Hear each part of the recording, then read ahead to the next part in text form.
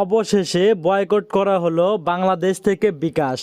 তো বন্ধুরা, হঠাৎ করেই ফেসবুকে দেখা যাচ্ছে অনেকেই বিকাশ অ্যাপসটি আনইনস্টল করতেছে। তার মেন কারণ কি, তার সঠিক তথ্য এখন পর্যন্ত কেউ জানে না।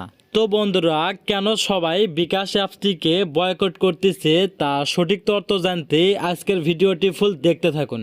ছিড়বেন, ছিড়ার পরে তো বন্ধুরা, বিকাশ হচ্ছে একটি ব্র্যাকের সাইট, আর ব্র্যাককে সম্বোধন এবং সাপোর্ট করে না মুসলিম বা মুসলমানেরা। কারণ এই ব্র্যাক হচ্ছে টোটালি খ্রিস্টানদের, সেটা হচ্ছে মুসলিমদের রুলসের বাহিরে, মানে আমাদের রুলসের বাহিরে। এর দুইটা পাতা, এই শরীফের পাতা ছিঁড়ে ওই বইটা আবার ওদের কাছে দিব, আমার টাকা দিয়ে আমি ছিড়বো। এই লোকটি যদিও মুসলিম, তিনি হচ্ছেন একজন ব্র্যাক ইউনিভার্সিটির শিক্ষক। তিনি শরীফ থেকে শরীফার পাতা ছিঁড়ে চাকরি হারান এই মুসলিম ভাইটি।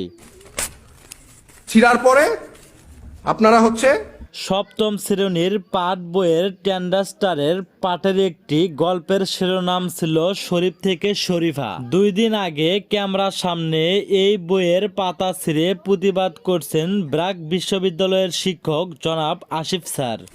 ছিড়ার পরে আপনারা ওই বইটা আবার দিয়ে দিবেন। এই বইটা ছিঁড়ার পরেই চাকরি চলে যায় এই মুসলিম ভাইটির। তারপরে বাংলাদেশ থেকে আমাদের মতো মুসলিমরা রেগে যাইয়া ডিলিট করে দেই বিকাশ অ্যাপসটি, সেই সাথে ব্যবহার করা বন্ধ করে দেই ব্র্যাকের সকল সাইটগুলো এবং কার্যকলাপ। দুইটা পাতা, এই শরীফের পাতা ছিঁড়ে ওই বইটা আবার ওদের কাছে দিব, আমার টাকা দিয়ে আমি ছিড়বো।